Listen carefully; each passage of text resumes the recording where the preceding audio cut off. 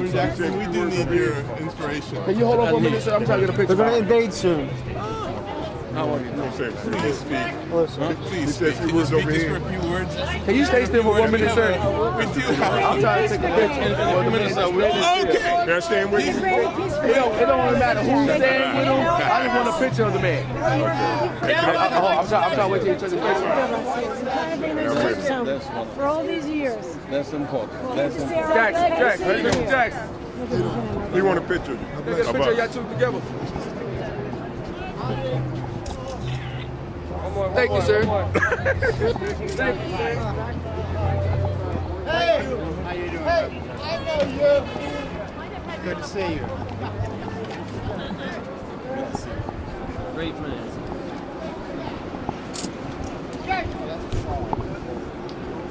Brother, how you doing?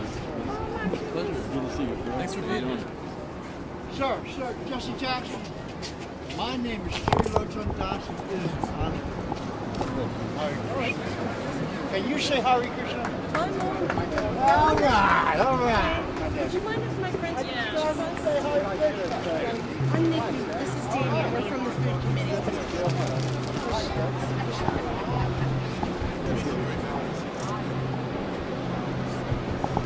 Krishna, Krishna, Hare Radical screens, too much concentrated wealth subsidized by the government, too much poverty born of neglect by the government, and too many expensive and unnecessary wars. The result of so much wealth in so few hands, and so many wars, we don't have the resources left to deal with people at the base of our economy.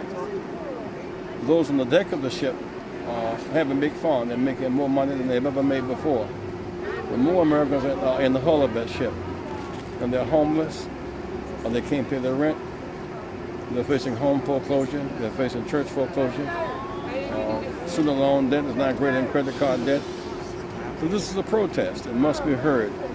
And more people who are victims of this economic banksterism must join the protest, because we in America have the power to change our condition if we fight back. We have never lost a battle that we fought.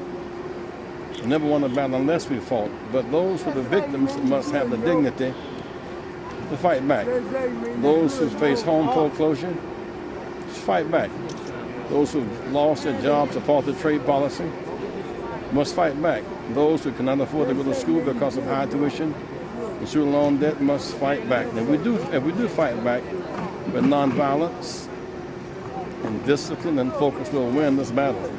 And so wherever I visit, whether it's in New York City or Detroit or Toledo, Ohio or Chicago or LA or Philadelphia, I want to show the support of the Rainbow Coalition for the effort here as people seek to get America's attention. Amen. Thank you. Thanks for being here. Jesse, would you like to address the crowd? So much. I will. You would? Would you like to address the crowd? I will.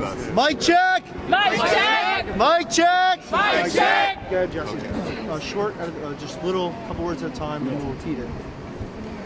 I love you. I love you! I'm glad to be with you today. I'm glad to be with you today. Wherever I travel, Wherever I travel, around the nation, around the nation, around the world, around the world, I stand with people I stand with people protesting protesting too much war, too much war, too little peace. too little peace. We stood with the protesters Still the protesters in New York, in New York, in South Africa, in South Africa, in Britain, in Britain, in Detroit, in Detroit, Chicago, Chicago, and all around the world. and all around the world. We stand together We stand together until America's great light until America's great light reaches people reaches in people the hull in the hull of the ship. of the ship. Those Those on the deck of the ship on the deck of the have ship gotten tax subsidy. have gotten tax subsidy. Those on the deck of the ship On the deck of the have ship gotten high profits have gotten high at profits. the expense of poor people Because the hungry people are doing quite well. are doing quite well. So many people So many people are working every day, working every day can't pay their house rent, can't pay their house losing rent. their homes. So what is the home? This movement This is a movement, movement this movement, for economic justice. To end the end, home foreclosures. home foreclosures, To end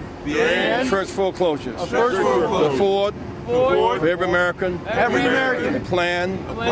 For health care. For health care. This was Dr. King's last dream. He was organizing a poor people's campaign. To pull together a multiracial coalition. Whites from Appalachia. Native Americans. Jewish allies. Black. Latinos, and white, gay and straight, all human beings, searching for human protection. He believed there should be a floor, below which no American would fall.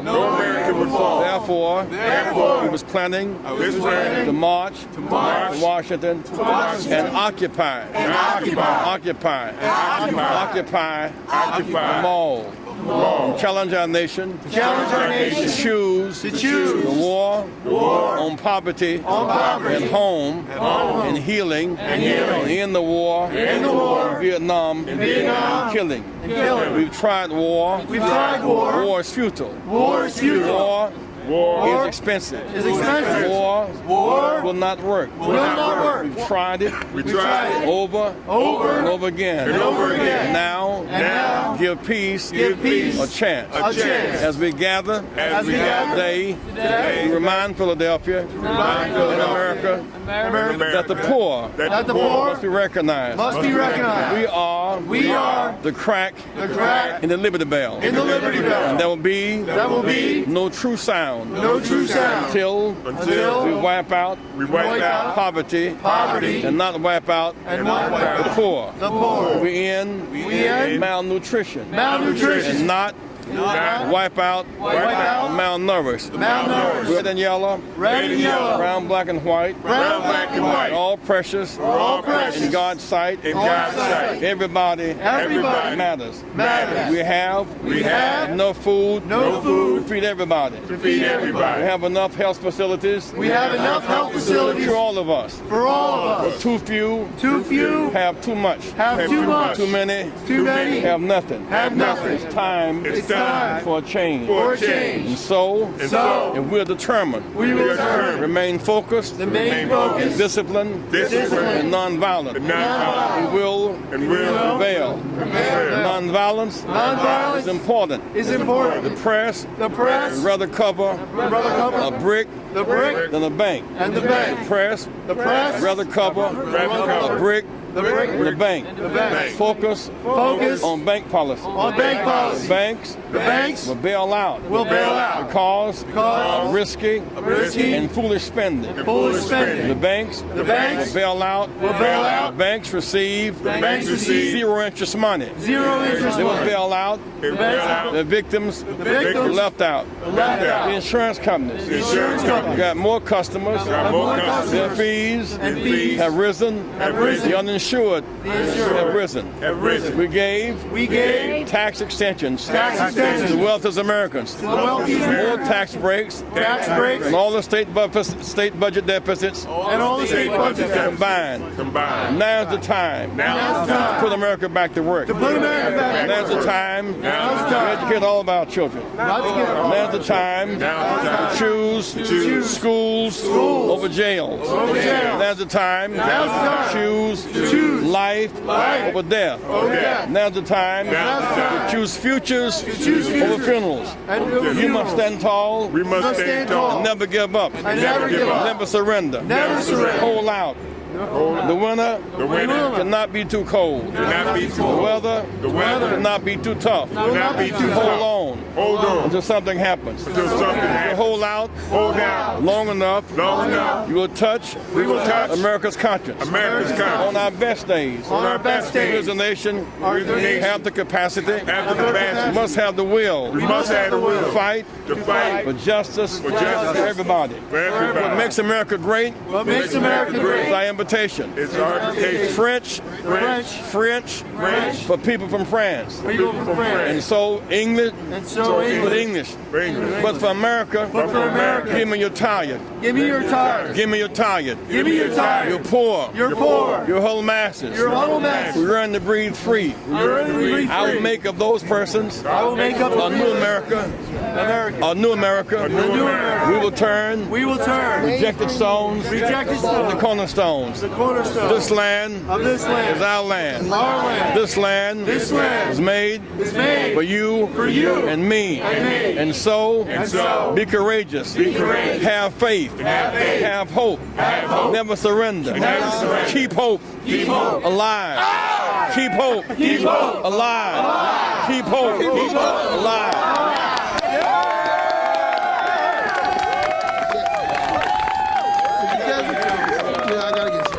Love you guys. Well, this is the speech that he's talking about. Thank you, Jesse. We also want to acknowledge the life. We also want to acknowledge We want to acknowledge the life and legacy of Joe Frazier. Joe Frazier rose up the hard way. He rose up from segregated South Carolina. He climbed and made it to the top of the mountain. Most people could not climb. Joe Frazier, a gold medalist. Joe Frazier, a world heavyweight champion. Joe Frazier fought in the ring. Joe Frazier fought outside the ring to get Ali back in the ring. Joe Frazier, a man of dignity and decency. In the real sense, we deserve as a people to build a statue to honor Joe Frazier. Rocky Balboa is fictitious. Joe Frazier is a real thing. Smoking Joe Frazier played the game by the rules and won. So we honor the life and legacy of Joe Frazier in downtown Philadelphia.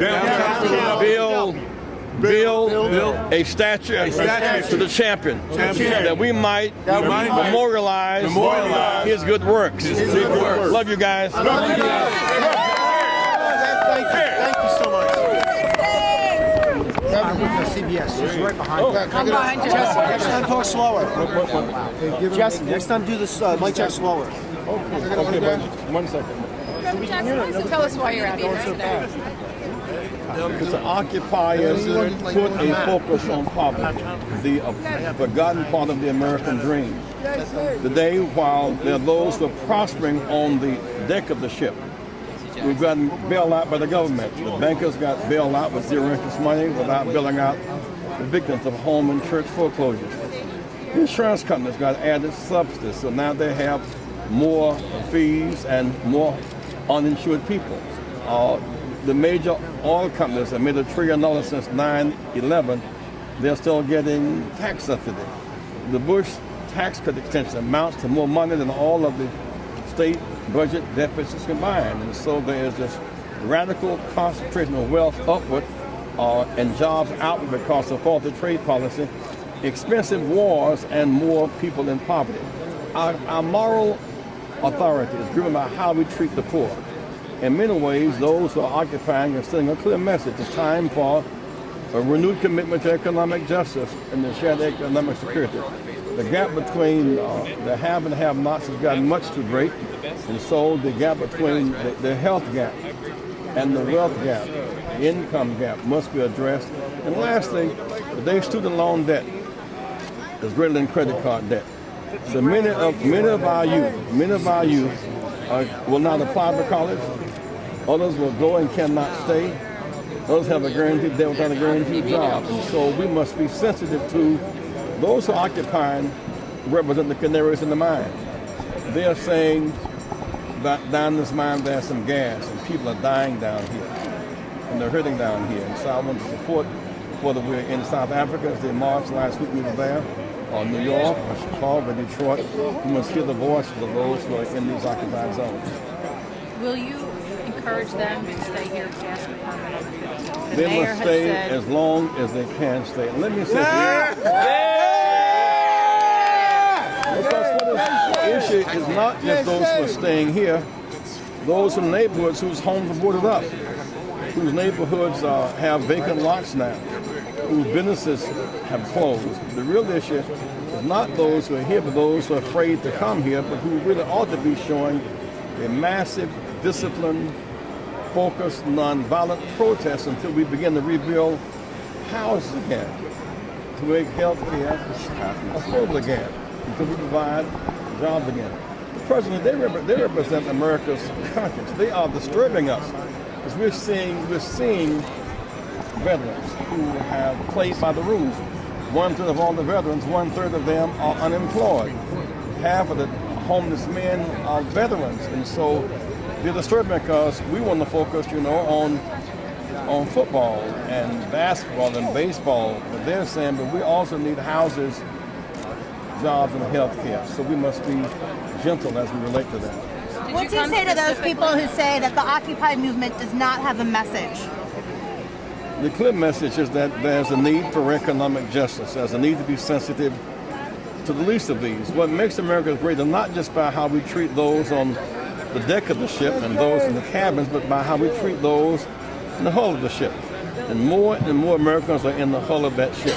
Plus, there's now a kind of poison politics. There are those who are willing to sink the ship just to destroy the captain. Last week, the Congress refused to accept a jobs bill to protect police, teachers, and firemen. They came right back and voted against a bill to invest more in infrastructure, roads and bridges. One of the senators last week, Graham from South Carolina, when Gaddafi was executed, said now that he is dead, let's put into Libya infrastructure, jobs, because money and oil is there. If we can rebuild the infrastructure of Tripoli, why not Philadelphia? Why not Bethlehem? Why not Harrisburg? We must change our priorities and, in fact, hear the voices of conscience because they signal for us a real need. Dr. King's last action, we tend to love Dr. King as a statue. We admire him as a statue. We must follow him in flesh and blood. His last action was a poor people's campaign. He convened all of these persons multiracially and said we must choose the war on poverty at home and healing, not the war in Vietnam and killing. And if in fact we put more and more money in the hands of fewer and fewer people and more on war and can't help these people, that we're moral and spiritually bankrupt. We in fact must address those real needs. Did you come here specifically to see these folks, or were you in the area? I did. I'm here to be a part of the ceremony of the homegoing of Joe Frazier. Joe was such a beloved character, knew him for such a long time. Humble beginnings in South Carolina. He went to the top of the mountain, became the world's heavyweight champion. Joe, a gold medalist who deserves so much more in life than he got. I think that in the city we should in fact have a statue built memorializing Joe Frazier. There's a statue to Rocky Balboa. He is a fictitious character, but Joe Frazier was the real thing. Our children cannot grow up to become like Rocky Balboa. They can become like Joe Frazier, who, as a patriot, who is a man of great dignity, deserves honor and respect. So I'm sure to be with his family tonight and tomorrow. Stop by here. About the homeless Let's stop issue here. here that Occupy Philly is facing.